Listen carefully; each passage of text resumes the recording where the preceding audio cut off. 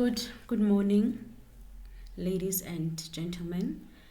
My name is Matlotlo Hao, and I'll be taking you on the module called Emotional Intelligence. One that normally requires people to really dig deep uh, into themselves and understand who they are, but not only understand and be truthful in that, in understanding that, okay, this is who I am, and probably not liking who I have become. So I need to make changes, or maybe certain circumstances are making me behave in a certain manner, and which I don't like. So I need to change that. But it's not only about the negative points. It also says there are strengths that we also are aware of as individuals. Therefore, when we are aware of those strengths, we need to nurture them. So I'll be taking you on this module called Emotional Intelligence. As facilitators, you think we are now used to this new norm, but we are not. We've been facilitating for the longest time, but we're still not used to this new norm. The new norm of facilitating without seeing your audience. We are used to interacting with our audience, at least even if it's not physically, but at least video, not necessarily audio. But I guess we have to get used to it, all of us, at some point. So as we move on, I would like to ask a question to everyone. Say, how are we feeling today? Truthfully, how are you feeling today? Are you feeling happy? Are you feeling sad? And normally people say, hey, today I woke up on the wrong side of the bed. I'm not feeling myself. How are we feeling today? And I normally ask, if we were to keep a daily mood diary, what do you think your diary will look like?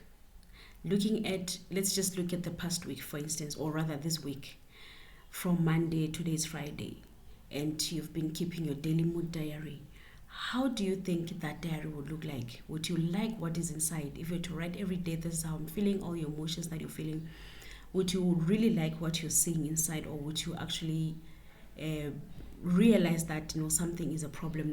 Not only realizing, actually even admitting that a normal person cannot be sad from Monday to Friday, then it means something is wrong.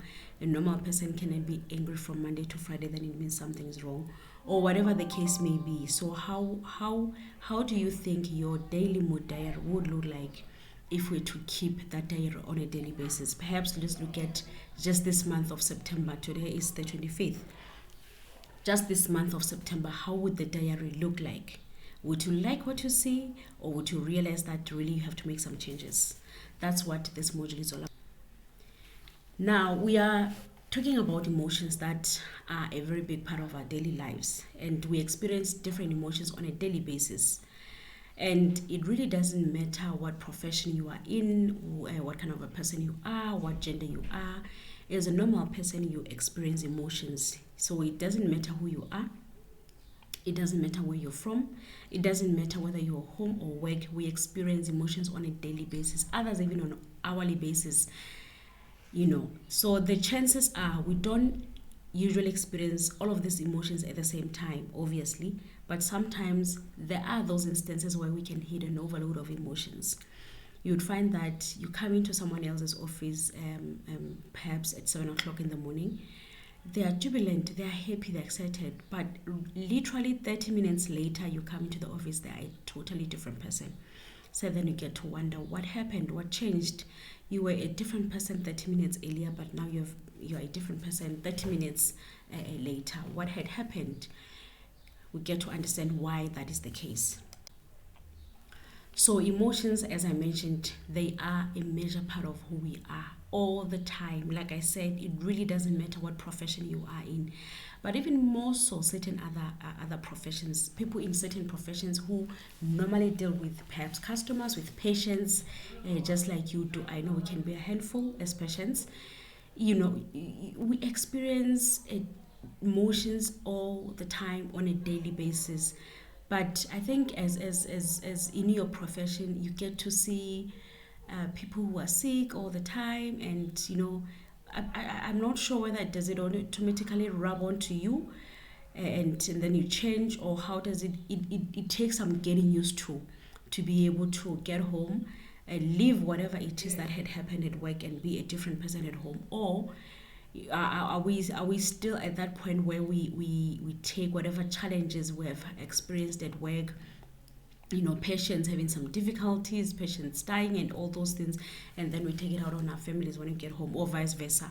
So like I said, we will get to understand as we move on into the module what kind or what normally happens when that is the case, and what should we do. And I think most importantly, are you even aware that that is happening? So the presentation is about emotional intelligence. It is about what it is and why is it so important, and how do we get more of it? How do we get more of this emotional intelligence? We have some pioneers of emotional intelligence who normally talk about what this is, but what is more important they're saying is that we are judged rather by a new yardstick. Yes, we know that being intelligent is a very good thing, and especially we having high IQ and all that. But now these days we're saying it would be good to have that high IQ, but as well high EQ. So we're no longer just looking at how smart you are IQ wise, but also saying, are you smart as well EQ wise? Are you able to see your emotions? Are you able to identify them? Are you able to understand them? Are you able to act on them at the right time? So it is important to be very intelligent IQ wise, but it is also be very intelligent EQ wise, which is emotional intelligence. Now, they are stating that the technical skills and or the business expertise that so often propel business to the top are those abilities that assist people to be inspired, to be guided, to be coached, to be developed, to be motivated. As leaders that we are, can you really say, I know I'm always inspiring my subordinates? I know I'm always guiding them where they need assistance. I know I'm always coaching them. I know I support their development. I'm always developing them, and as well I'm always developing them. Where are we as we are leaders? I know you have started the leadership module from Monday, which I also think you got to understand and gauge yourself to say, what kind of a leader am I? Am I that leader who motivates, or am I that leader when people are supposed to come into my office, they really had to think twice to say, get a story straight and all those things. So it makes you understand what kind of a person you are as well, because you need to look inwards before you start looking outwards. Anyway, we'll get to that. So we're also saying the key to the success of businesses today, it really doesn't matter whether it's in the private sector or in the public sector or parastatal, anywhere, is that ability to bring people together and motivate them. That ability to develop the trust and build productive relationships with your team. The resilience to perform under pressure. We all have those people. I know we do know of other people who really crack under pressure. The courage to make the decisions and the strength to persevere through adversity. I know we might not know the entire extent which or your roles are, but what I know is that at some in one point or another, or at one point or another, there are challenges that we normally face at work on a daily basis, but we need that strength to persevere regardless of the challenges we're facing.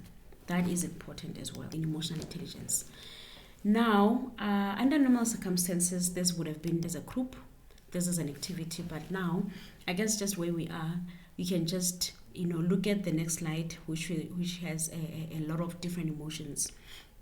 Just sit still, perhaps in front of a mirror, or you can take your phone, look at yourself, imitating all these, emotions. Remember, we're saying you must sit still and not move anything except your facial muscles.